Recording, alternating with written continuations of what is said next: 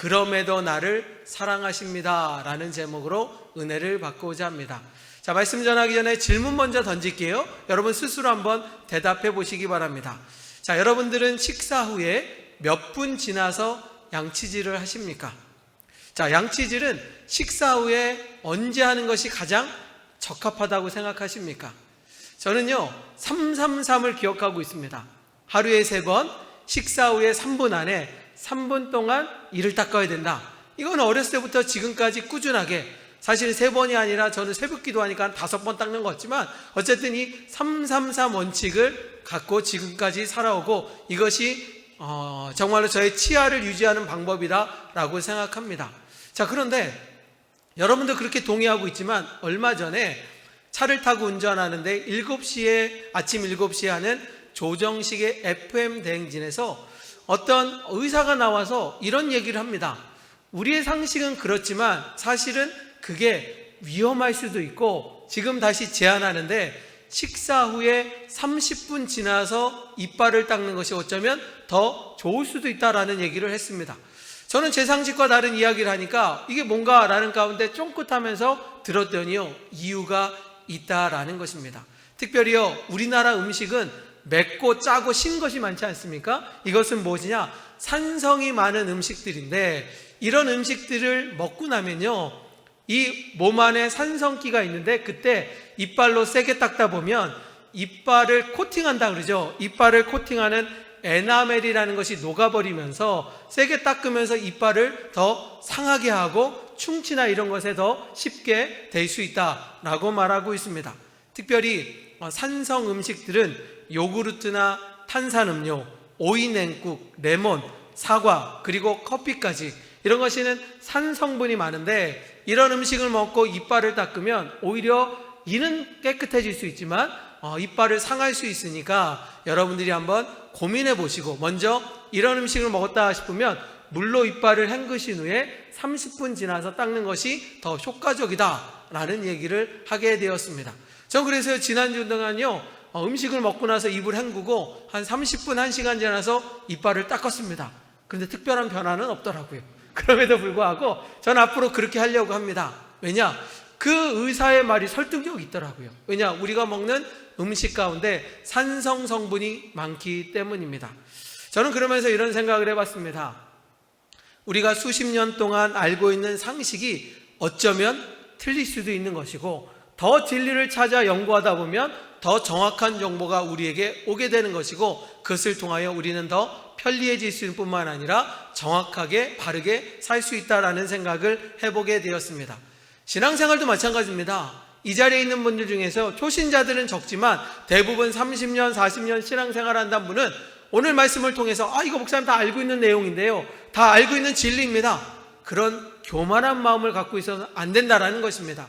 이미 내가 알고 있는 진리도 있지만, 그러나 오늘 깨닫게 하시는 또 다른 진리가 있고요, 우리 믿음의 길은 진리를 찾아 좀 더 가까워지게 하여 항해하는 것입니다. 여러분들이 오늘 생명의 말씀을 더 깨닫고, 그리고 귀를 기울여서 하나님의 말씀 가운데 진리를 찾는 믿음의 성도가 되기를 주님의 이름으로 축복합니다. 매주 하나님의 말씀을 통하여 내가 하나님 가까이, 그리고 믿음의 길로 간다는 사실을 기억하시고 오늘도 말씀에 집중해 주시기를 부탁을 드리겠습니다. 자, 주일 오전 예배는 다윗이란 인물에 대하여 우리가 은혜 받고 그의 메시지를 통하여 우리가 더욱더 변화되는 시간이기도 합니다. 하나님을 너무나 사랑했던 다윗, 그리고 사람들보다도 하나님을 신뢰했던 다윗은 하나님의 복을 받고, 그리고 하나님의 약속이 이루어져 그는 왕이 되는 축복의 사람이 되었다라고 말씀을 드렸습니다. 그래서 우리가 존경해야 될 인물 중에 한 분이 다윗 왕이었고요, 그의 모습을 보면서 우리도 도전을 받고 열심으로 신앙생활을 해야 됩니다. 하지만 지난 시간에는 다윗의 과오에 대해서, 다윗의 잘못된 부분에 대해서 우리가 지적을 하였고요, 우리 믿음의 사람들도 욕망과 욕심 가운데 갖고 있던 믿음을 잃어버려서는 안 된다라는 말씀을 전해드렸습니다. 지난 시간 어떤 말씀을 드렸습니까? 그렇게 아름다운 신앙생활을 하였던 다윗이요, 편안해지니까, 넉넉해지니까 이제는 욕망과 제약 가운데 무너지게 되었고, 결국은 남의 부인을 삼기 위하여 자칭 완벽한 범죄를 저지르는 안타까운 이야기가 나와 있습니다. 그 전쟁터에 있는 요압이라는 장군에게 이야기를 하죠. 전쟁이 났다는 식으로 모든 군사들이 정말로 그 땅에 가서 전쟁을 치르라는 것입니다. 그리고 나서 그 밧세바의 분이었던 우리아와 몇 명만 놔두고 다 퇴각하라 라고 하면서 우리아는 결국 적진에서 죽게 되는 끔찍한 일이 벌어지게 되었습니다. 전쟁의 한 전술이다 라고 말할 수 있지만, 다시 말하면 다윗의 욕망을 채우기 위하여 한 충성스러운 장군을 죽이는 끔찍한 이야기라는 것입니다. 다윗의 완벽한 계획을 통하여 그 누구도 다윗을 정죄하지 않았습니다. 하지만 이 모든 것을 알고 있던 하나님 아버지는요, 다윗의 거짓말, 다윗의 욕망에 마음 안타까워하시고 속상해 하셨습니다. 그러면서 한 선지자, 나단 선지자를 다윗에게 보내어 깨닫게 하는 말씀이 있습니다. 자, 나단 선지자는요, 다윗을 깨우치기 위하여 한 가지 비유의 말씀을 전하고 있습니다. 자, 여러분, 이야기를 통하여 이 사람이 잘못했는지 아니면 바르게 알고 있는지 스스로 판단해 보시기 바랍니다. 나단이 다윗 앞에서 이런 비유의 이야기를 합니다. 한 마을에 부자와 가난한 사람이 살고 있다는 것입니다. 이 부자는 소나 양이 1000마리가 넘을 정도로 넉넉하고 풍요롭게 사는 한 부자가 있었습니다. 그런데 가난한 사람은 새끼 양, 암양 1마리를 키우고 있는데 이 양도 참 힘들게 어렵게 키우고 있는 상황 가운데 있습니다. 자, 그러던 어느 날 부잣집에 귀한 손님이 찾아왔습니다. 참 귀한 손님이 찾아오니까 이분에게 대접을 해주기 위하여 양을 잡고 싶은데 1000마리 있는 자기 양을 잡고 싶기는 아깝고, 그래서 어떻게 했느냐, 1마리 갖고 있는 가난한 사람의 양을 빼앗아서 요리를 하고 귀한 손님에게 대접을 했다라는 것입니다. 자, 여러분 생각할 때 이 부자가요, 그 가난한 사람의 양을 빼앗아서 손님을 대접한 거 잘한 겁니까? 못한 겁니까? 잘한 겁니까? 못한 겁니까? 당연히 못했죠. 자기 거를 해야죠. 왜 가난한 사람의 것을 빼앗아서 더 힘들게 하였을까? 우리는 그 사람이 잘못됐다라고 우리는 판단할 수 있습니다. 자, 나단 선지자가요, 다윗을 경고하기 위하여, 다윗에게 징계를 내리기 위하여 이렇게 비유했을 때 다윗의 반응은 어떻게 하였을까요? 자, 한번 같이 읽어볼까요? 우리 사무엘하 12장 5절 말씀 같이 한번 읽어봅니다. 시작. 다윗이 그 사람에게 말미암아 노하여 나단에게 이르되 살아계심을 두고 맹세하노니 이 일을 행한 그 사람은 마땅히 죽을 자라. 아멘. 다윗 왕은요, 이 얘기를 듣고 화가 났습니다. 아니, 어떻게 부유한 사람이 자기 것으로 대접을 해야지 가난한 사람이 있는 걸 빼앗아 갖고 그렇게 하느냐? 우리는 잘못됐다 못됐다라고 하느냐? 다윗은 뭐라고 하느냐? 하나님의 이름으로 맹세하니 그 사람은 죽여야 된다 라고 말할 정도로, 그가 엄벌에 처할 정도로 못됐다 라고 말하고 있습니다. 자, 그러자 나단 선지자가 다윗을 향하여 말하고 있습니다. 바로 그 못된 부자가 당신입니다. 당신은 많은 것을 누리고 전 재산을 갖고 있고 많은 부인을 가지고 있음에도 불구하고 다른 여인을 취하기 위하여 장군을 죽였던 당신은 살인자입니다. 당신이 그러마땅한 사람입니다. 그런 얘기를 했다라는 것입니다. 나단 선지자가요, 그냥 일반 사람들이 아니라 그 당시에 최고의 권력이었던 왕에게 이런 얘기를 했을 때 왕의 반응이 어떠했을까? 여러분 한번 상상해 보세요. 지금 대통령보다 더 많은 권력을 갖고 있던 왕이요, 이런 얘기를 들었을 때 반응은 두 가지일 것입니다. 첫 번째, 내가 왕인데 나한테 감히 이런 얘기를 해? 너는 징계받아 마땅해 라고 하면서 그의 교만함이 선지자를 정말로 징계로 처할 수도 있습니다. 두 번째 경우는 뭡니까? 나는 왕이 아니니까, 나는 왕이 아니라 하나님 앞에서 부끄러운 죄인이니까 내가 주님 앞에 회개하고 당신의 뜻을 받겠습니다. 다윗은 어떻게 반응했을까요? 성경 가운데 보면요, 다윗은 왕임에도 불구하고 그 자리에 무릎 꿇고 통회하며 회개하며 나 같은 죄인을 용서하신 하나님 앞에 기도하는 귀한 모습을 봤습니다. 나단 선지자를 통하여 깨닫게 하신 주님 앞에 감사하는 마음으로 눈물을 흘리며 회개하는 다윗 왕의 아름다운 모습을 바라보게 됩니다. 사랑하는 성도 여러분, 믿음의 길이 그런 것입니다. 내가 신앙생활 잘한다고, 내가 열심히 한다고 주님이 나를 무조건 사랑한다, 그럴 수 있죠. 그러나 내가 주님 앞에 부끄럽다면 우리가 무릎 꿇고 기도할 수 있는 회개하는 성도가 될 때 하나님은 그 성도를 찾으시고 은혜를 베푼다는 사실을 기억하는 믿음의 성도가 되기를 소망합니다. 자, 이렇게 나단이요, 다윗 왕에게 경고의 말씀을 줬습니다. 정신 차리라고, 회개하라고. 그럴 때 나단이 그 말과 함께 당신은 죄를 지었으니까 죄값을 치러야 됩니다 라고 말하고 있습니다. 다시 말하면 아이가 태어났을 때 그 아이는 당신을 통하여 죽을 것입니다 라고 말하고 있습니다. 자, 한번 같이 읽어볼까요? 사무엘하 12장 5절에 보면 같이 읽어보겠습니다. 다윗이 이것이 아니네요. 제가 계속해서 말씀 전하도록 하겠습니다. 자, 그러고 나서 다윗이요, 회개하는 마음으로 였을 때 하나님은요, 그 말씀대로 여전히 그 아이가 죽을 것이다 라고 말씀하였고요, 그러고 나서 그 아이가 정말 태어났습니다. 다윗은요, 하나님 앞에 용서를 구하며 뱃속에 있는 그 아이가 살아나기를, 회복되기를 기도하였습니다. 아니, 아이가 태어났을 때는 하나님의 징계 때문에 더 무서워서 금식하며 울며 나가고 있는 그의 모습을 바라보게 됩니다. 자, 같이 읽어볼까요? 사무엘하 12장 16절에 보면 다윗이 이렇게까지 행합니다. 시작. 다윗이 그 아이를 위하여 하나님께 간구하되 다윗이 금식하고 안에 들어가서 밤새도록 땅에 엎드렸으니, 아이가 태어났는데 중병에 걸렸습니다. 죽을 것 같습니다. 아파하고 있습니다.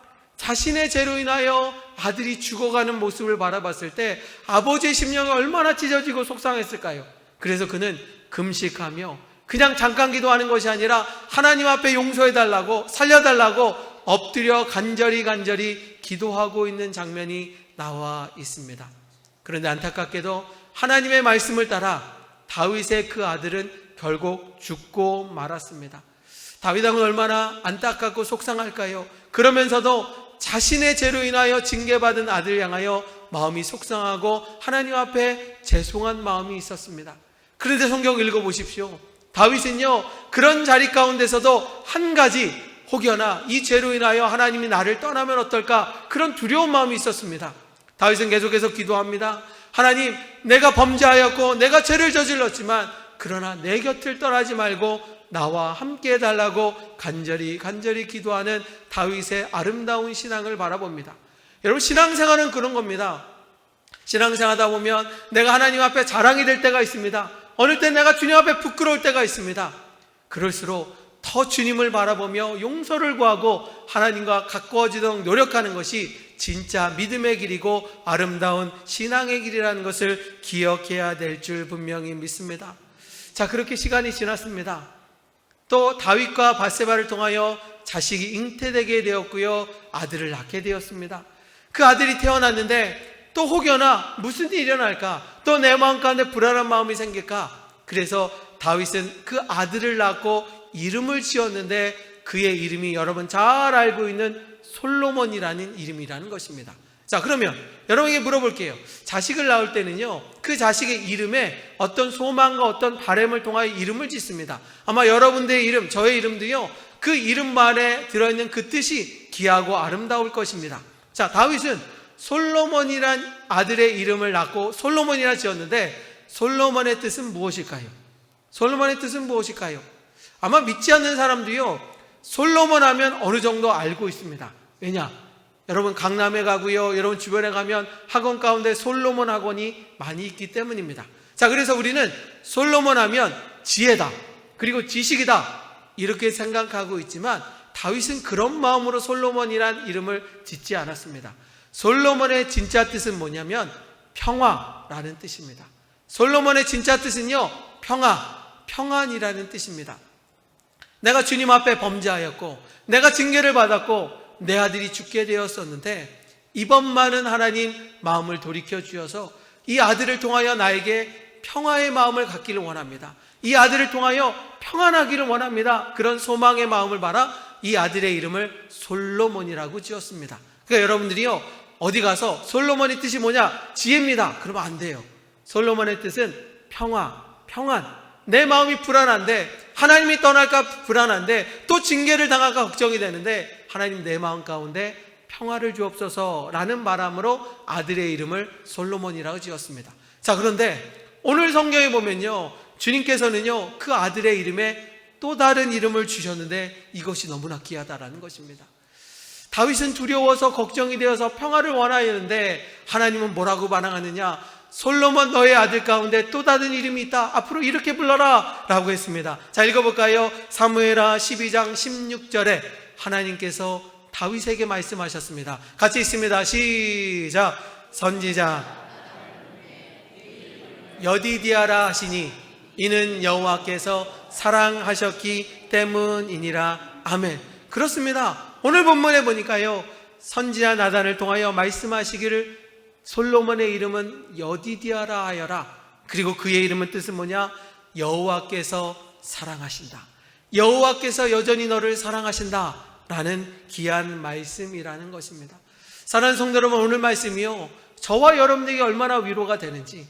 하나님은 우리를 이렇게 사랑하는데 우리도 주님을 사랑한다고 고백하고 결단하지만 이런 이유 저런 이유로 하나님과 멀어질 때가 있습니다. 어쩔 땐 주님 앞에 부끄러울 때도 있습니다. 그런데 주님은 오늘은 뭐라고 하셨느냐? 여디디야, 내가 여전히 너를 사랑한다. 여전히 호산나 성도들을 사랑한다 라고 말씀하고 있습니다. 그 말씀의 은혜가 여러분 모두에게 임하기를 주님의 이름으로 축원합니다. 저는 오늘 말씀을 통하여 세 가지 메시지를 전하기를 원합니다. 이 말씀을 통해 주신 메시지는 뭐냐? 첫 번째로, 하나님은 죄를 미워하지만 죄를 짓는 인간은 미워하지 않는다라는 것입니다. 저는 말씀을 준비하다 보니까요, 또 다른 인물이 떠올랐습니다. 여러분, 사사기에 보면 위대한 인물 가운데 삼손이라는 인물을 기억하실 겁니다.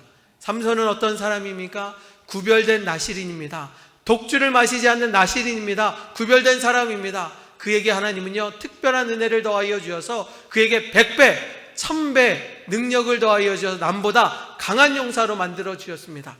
그 뜻은 무엇입니까? 그가 강한 용사가 되어서 저 적군 블레셋 사람들로 이스라엘을 구원하고 지키라 라고 명령하셨습니다. 실제로 성경 보면 그는 사자 맹수를 만나서 그 손으로 그의 입을 찢었습니다. 사자를 찢을 정도로 능력이 있었습니다. 아니, 나귀 턱뼈로 1000명의 블레셋 용사를 이길 수 있는 1대 1000이라는 말도 안 되는 일을 벌일 수 있도록 하나님이 능력을 베풀어 주었습니다.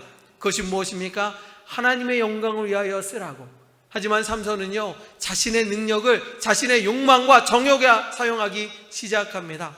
하나님이 가장 싫어하였던 이방 사람들과의 정혼뿐만 아니라 그 유혹에 빠지게 되었고 결국 드릴라를 통하여 절대로 말하지 말라는 하나님의 비밀을 이야기하고 말았습니다. 그리고 그 순간 그의 모든 능력이 사라졌습니다. 머리를 자르는 순간 그는 모든 것이 사라졌고요, 그는 블레셋 병사들에게 잡혀서 두 눈이 빠지게 되었고 노예가 되고 손발이 묶이는 끔찍한 안타까운 일이 벌어지게 되었습니다. 제가 하나님이어도요, 그 못된 삼손을 보면서 너 잘됐다라고 말할 것 같아요. 너 어떻게 그럴 수 있느냐? 하나님의 약속 지키지 못하느냐? 라고 말할 수 있습니다. 그런데요, 삼손은요, 마지막 죽는 순간 가운데 3000명의 많은 사람들이 자기를 보러 놀리러 온 그 사람들 앞에 하나님 앞에 기도합니다. 하나님, 저는 죄인입니다.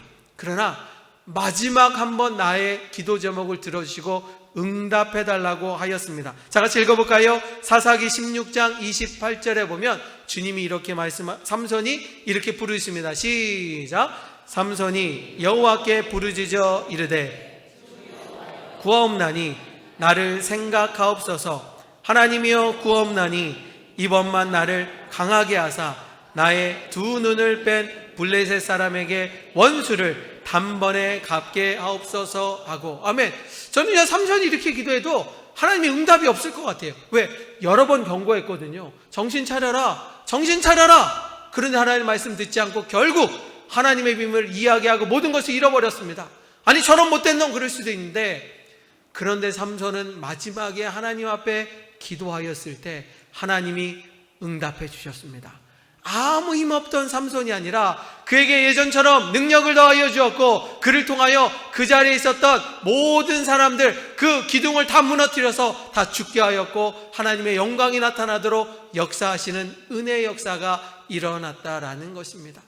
저는 그 얘기를 통하여, 그렇지, 다윗 왕과 삼손을 통하여 우리가 깨달을 것은 무엇이냐? 하나님 죄를 미워하십니다. 하나님 그 죄값을 치러야 된다고 말씀하십니다. 하지만 죄를 짓는 인간을 여전히 사랑하신다라는 것을 통하여 은혜를 받았습니다. 저는 이 말씀을 준비하면서 저 스스로 은혜 받을 때가 있습니다. 제가 이 말씀을 준비하면서 복음서 하나가 떠올랐는데, 그렇지, 우리 주님이 그만큼 우리를 사랑하시는가, 이 찬양을 통하여 또 깨달았다는 것입니다. 여러분, 이 가사를 생각하며 정말 주님이 우리를 사랑하고 있음을 깨닫는 시간 갖기를 원합니다. 그가 오신 이유 함께 찬양하시겠습니다.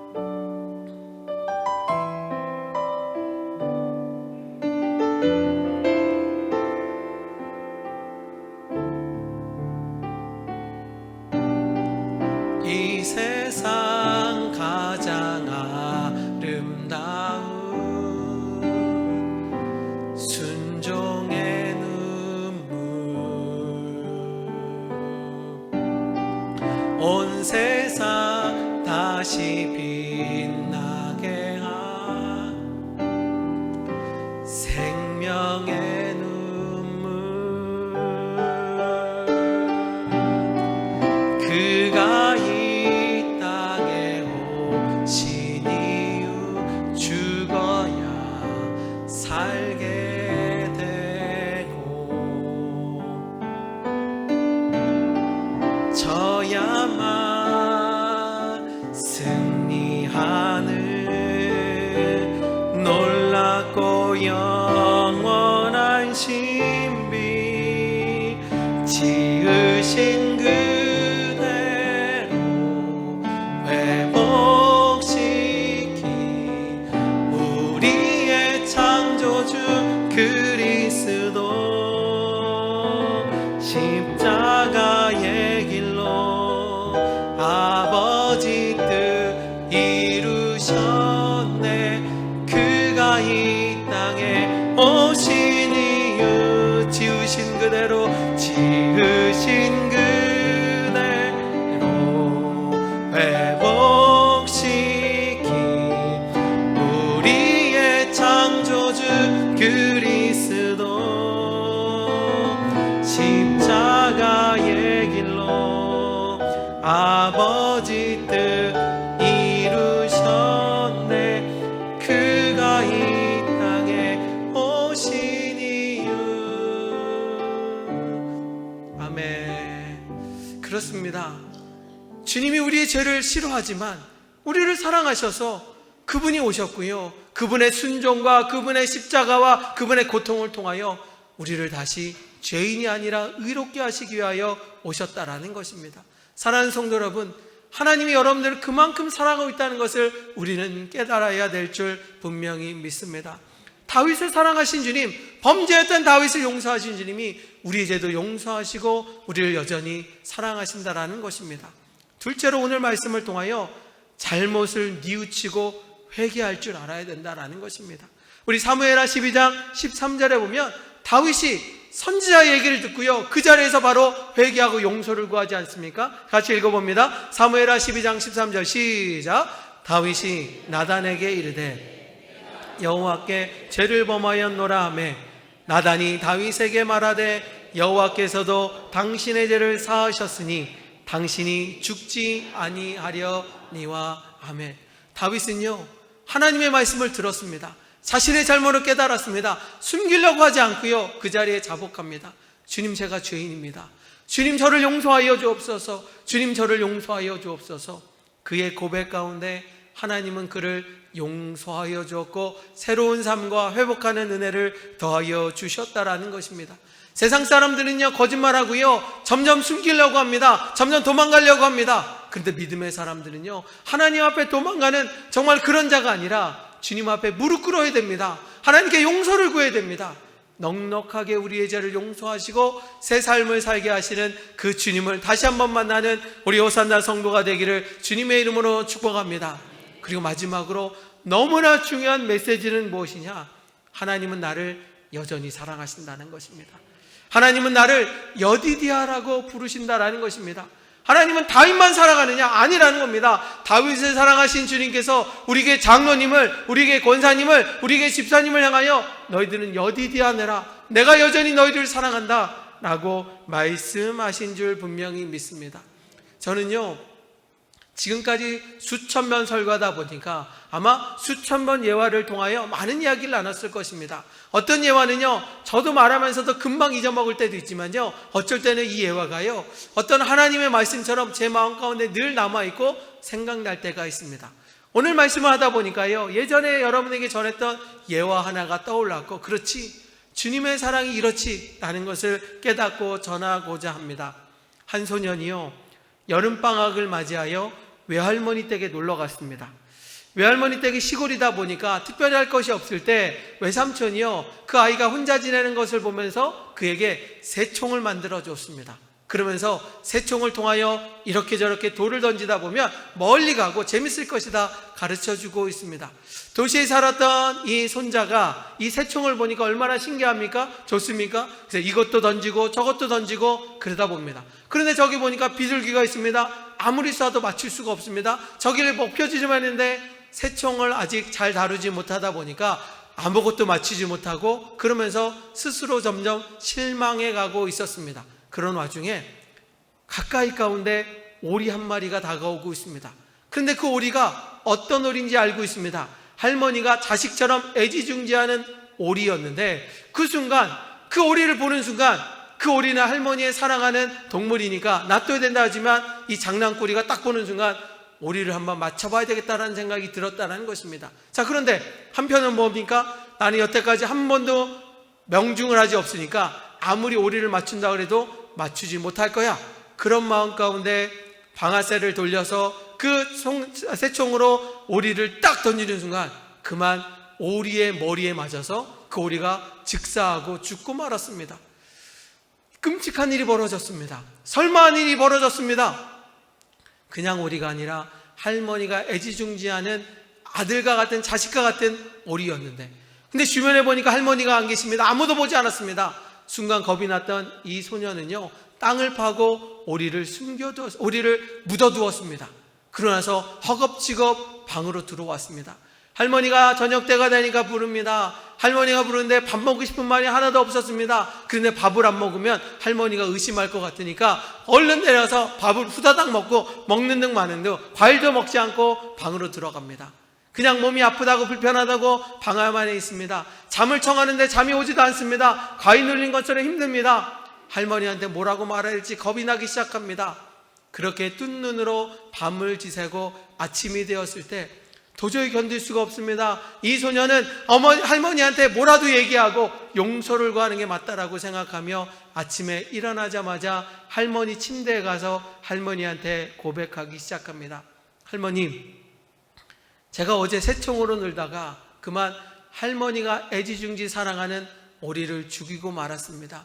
할머니 제발 용서해달라고 그렇게 이야기를 합니다. 그럴 때 할머니가 이렇게 얘기합니다. 사랑하는 손자야, 나는 어제 네가 오리를 죽이는 것을 보았단다. 저 멀리에서 빨래를 넣을 때 너가 오리를 보고 오리를 죽이는 것을 봤단다. 참 마음이 아팠단다. 속상했었단다. 그런데 정말 속상했던 것은 무엇이냐? 그 오리를 죽였을 때 할머니한테 와서 빨리 얘기했으면 얼마나 좋았을까? 아무리 사랑하는 오리일지라도 손자보다 더 사랑하겠느냐? 내가 손자가 있는데 그 손자를 더 사랑하지 오리를 더 사랑하겠느냐? 할머니가 다 용서해 줄 테니 걱정하지 말고 편안하게 지내고 아침도 맛있게 먹자, 그렇게 이야기했다라는 것입니다.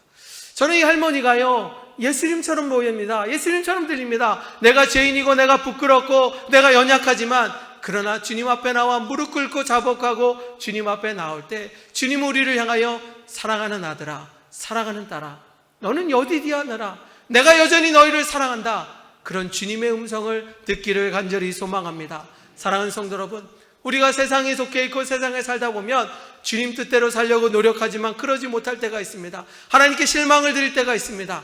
그렇다고 주님과 멀어지는 거, 그것이 정답이 아니라 그럴수록 무릎 꿇읍시다. 그럴수록 주님 더 사랑합시다. 주님께 매달립시다. 다윗이 주님의 은총을 받고 더 사랑을 받았던 이유는 그가 회개했다라는 것입니다. 무릎 꿇었다라는 것입니다. 주님 앞에 용서를 구할 때 우리보다 우리를 더 사랑하시는 주님의 은혜가 오늘 이 자리 모든 성도들에게 임하기를 주님의 이름으로 축원합니다.